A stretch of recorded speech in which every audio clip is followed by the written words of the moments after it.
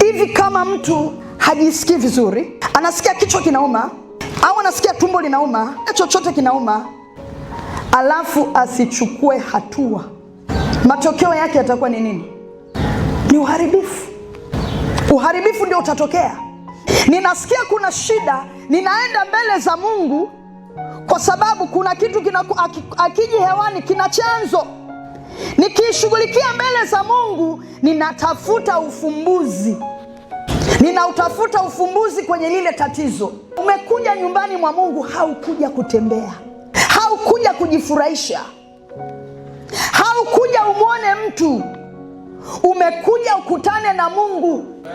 Na kama umekuja ukutane na Mungu, nimekuja nikutane na Mungu, Mungu atazungumza kupitia watumishi wake, kupitia neno lake. Ninaposimama hapa, hili sio neno la kwangu, ni neno la Mungu. Profeti akisimama hapa akizungumza, ni neno la Mungu. Mtumishi Kaiza akisimama akizungumza, ni neno la Mungu. Itategemea Mungu anapokuletea majibu. Ukimtazama mtu kwa mtazamo na ukadharau, umedharau kutoka kwako.